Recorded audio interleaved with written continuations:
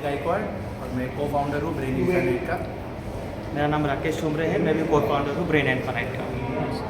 Sir क्या कहना चाहेंगे, वर्ल्ड मेमोरी चैम्पियनशिप 2023 का आयोजन किया गया, कैसा रहा सर? थोड़ा सा एक्सपीरियंस। ये पहली बार हो रहा है, कोई भी चीज़ अगर पहली बार होती है तो उसका ज़्यादा महत्व होता है।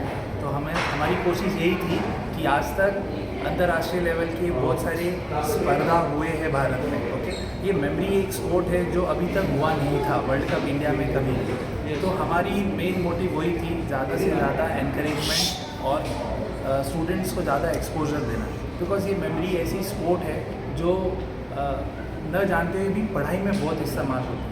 क्योंकि आजकल बच्चे क्या करते हैं, आजकल बच्चे पढ़ते हैं और अगर वही चीज़ अगर आप 1-2 घंटे बाद पूछोगे तो वो भूल जाते हैं।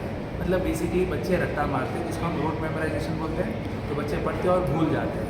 अगर यही चीज़ को अगर बच्चों को थोड़ा अलग क्रिएटिव तरीके से अगर हम पढ़ाएंगे, आजकल बच्चे मोबाइल में ज़्यादा इंटरेस्टेड क्यों रहते हैं? क्योंकि वो चीज़ें देखते हैं, सुनते हैं, तो उनको इंटरेस्ट आता है। तो हमारा काम क्या है, हम यही इंटरेस्ट पढ़ाई में कैसे डेवलप करना है, हम वो काम कर रहे हैं। तो पढ़ाई में ये इंटरेस्ट डेवलप करने के लिए कुछ टेक्निक्स सिखाते हैं। तो मैं इंटरनेशनल मेमोरी एथलीट हूँ, तो जब हम कम्पीट करते हैं तो हम डेटा, बहुत सारी इन्फॉर्मेशन हम याद करते हैं। कम समय में ज़्यादा से ज़्यादा चीज़ें हमें याद रखनी पड़ती हैं। तो वो याद रखने के लिए हम बहुत सारे ट्रिक्स एंड टेक्निक्स यूज़ करते हैं। तो वही ट्रिक्स एंड टेक्निक्स अगर हम पढ़ाई में इस्तेमाल करेंगे तो बच्चे जहाँ 2-2 घंटा बैठ के पढ़ते हैं, पर उसमें से बैरली 10 या 15 मिनट जो प्रोडक्टिव होता है, तो अगर ये अच्छी टेक्निक के साथ पढ़ेंगे तो बच्चों के एकेडमिक्स में भी उनको फ़ायदा होगा, उनका कॉन्सेंट्रेशन, उनका अटेंशन, फोकस बहुत बढ़ेगा।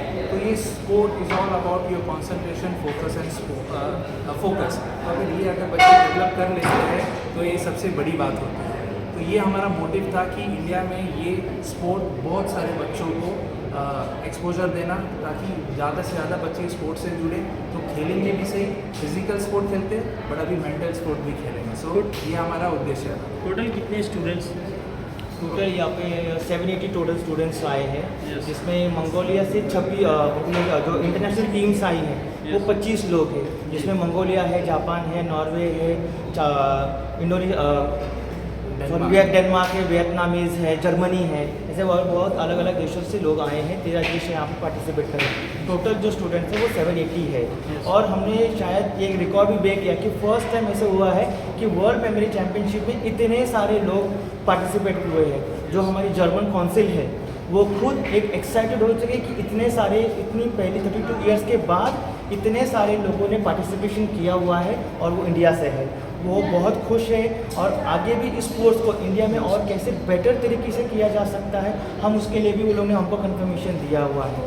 एक यही स्पोर्ट जो ऐसा है जिसमें आपने बच्चे का कंसंट्रेशन, फोकस, क्योंकि अगर आप देखोगे कि इसमें एक इवेंट है, 1 घंटे तक बैठना है और 1 घंटे तक और जो डेटा है आपको मेमोराइज़ करना है। आप सोचिए ना, अगर कोई बंदा 1 घंटे तक कुछ चीज़ बैठ के याद कर रहा है और 2 घंटे का वही सेम जो याद किया हुआ है वो 2 घंटे के बाद एग्जैक्ट ऑर्डर में, एग्जैक्ट सीक्वेंस में अगर वो याद कर पा रहा है, दैट मीन्स उसका मेमोरी पावर कितना स्ट्रांग बन चुका है। तो यही चीज़ सारी हम अपने बच्चों में इम्प्लीमेंट कर रहे हैं और उनको जो बेनिफिट होगा वो स्टडी में भी होगा। ये स्पोर्ट ऐसे ही है, बाय डिफ़ॉल्ट आपकी स्टडी में भी ये सब बेनिफिट होगा। और भी अगर कोई भाग लेना चाहे नेक्स्ट, अगर तो ये स्पर्धा, ये मेमोरी स्पोर्ट ऐसी चीज़ है जिसमें एज की कोई लिमिट नहीं है। नहीं तो अगर आप फुटबॉल जैसे स्पोर्ट देखोगे, अगर एक एथलीट अगर 30 साल का हो जाता है तो उसको बुढ़ा कंसिडर किया जाता है, age, retirement and all. But ये मेंटल स्पोर्ट, मेमोरी स्पोर्ट ऐसा चीज़ है जिसमें एज की कोई लिमिट नहीं है। ये स्पोर्ट 4 कैटेगरी में खेला जाता है, kids, juniors, adults and senior citizens.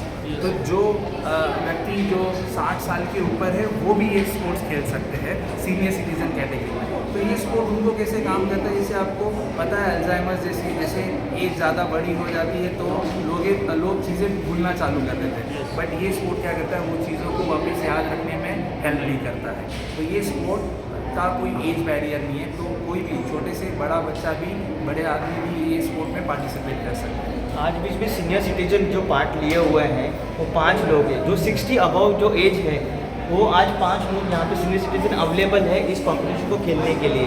मतलब ऐसा है कि एक पोता भी है और उसका दादा भी पार्टिसिपेट किया हुआ है। Yes, thank you sir. Thank you so much.